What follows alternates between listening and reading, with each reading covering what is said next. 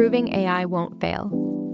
3 papers that built the field of ML verification.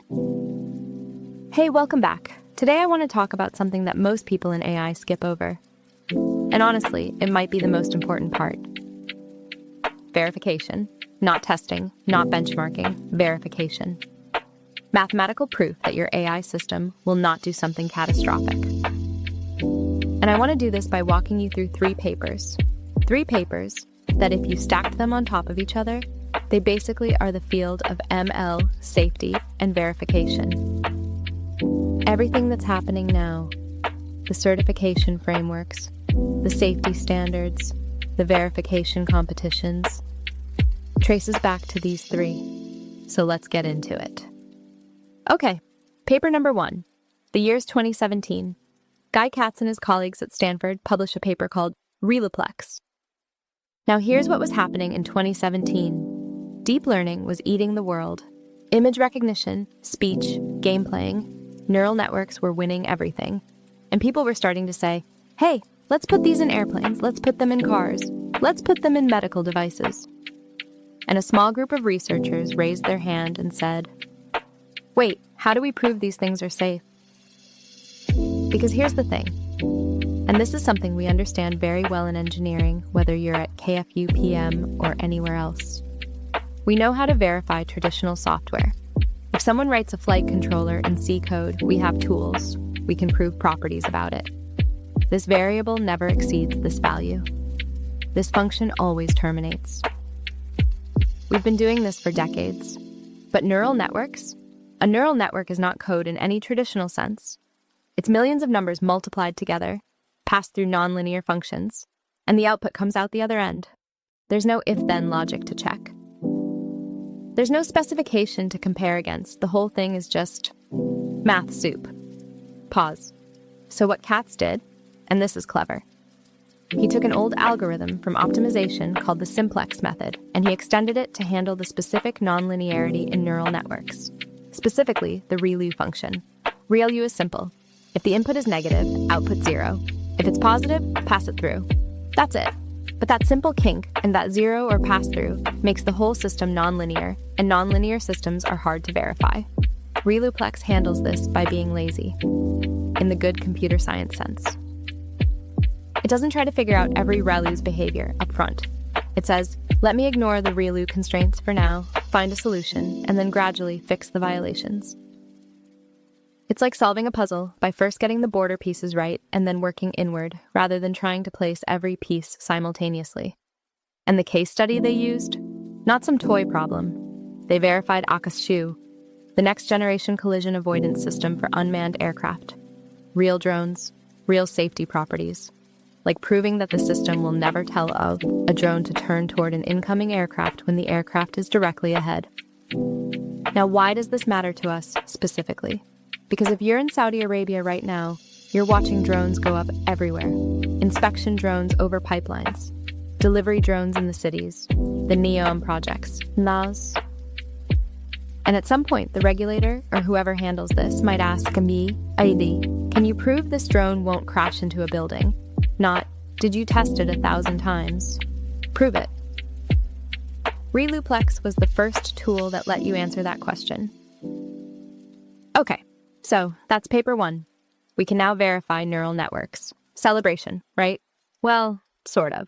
Because Reluplex has a problem. It's slow. It solves an NP hard problem exactly, which means for small networks, a few hundred neurons, it works great. But for the networks we actually use in practice, image classifiers with tens of thousands of neurons, it would take forever. Which brings us to paper 2. In 2018, from DeepMind, Sven Gawal and a team of researchers publish a paper on something called interval-bound propagation, IBP. And honestly, the core idea is so simple, it's almost beautiful.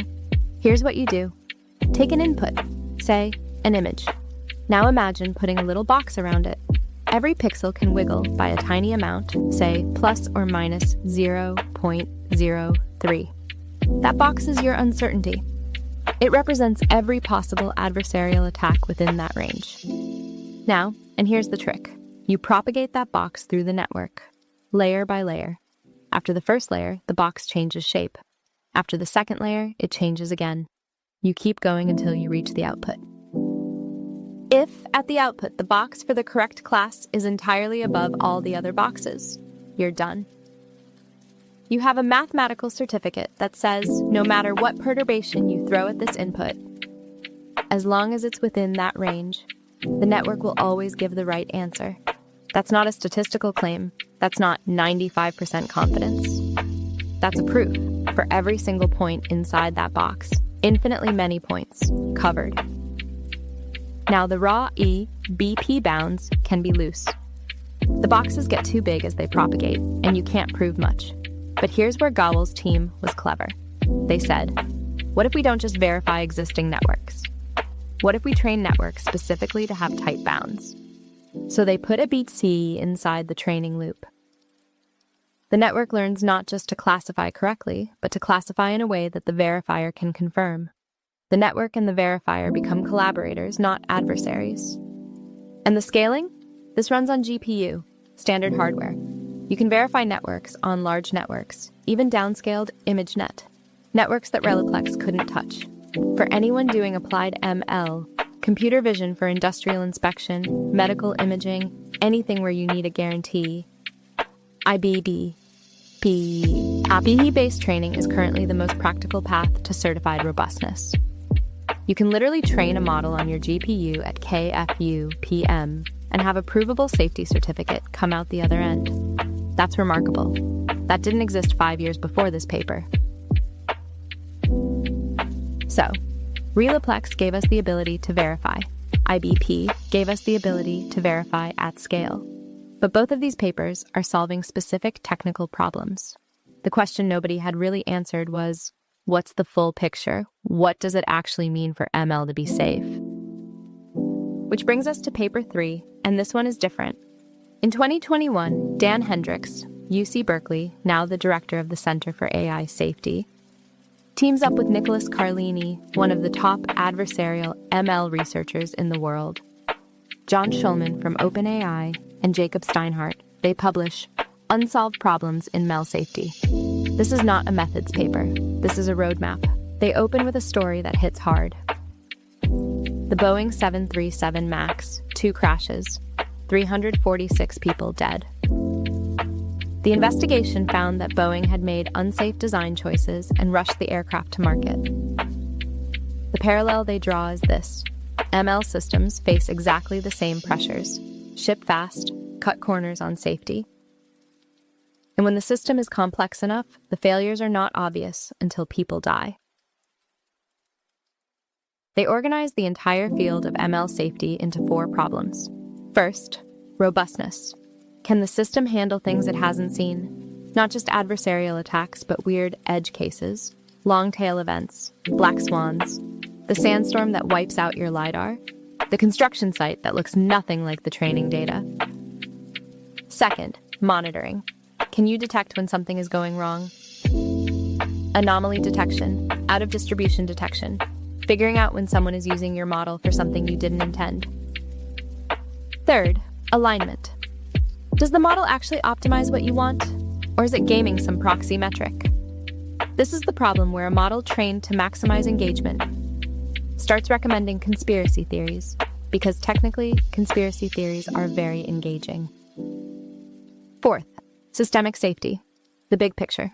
How do we handle the fact that ML systems interact with each other, with institutions, with geopolitics, cybersecurity, policy, the societal level risks that no single model fix can address? Now, this paper matters enormously for anyone in the Gulf right now.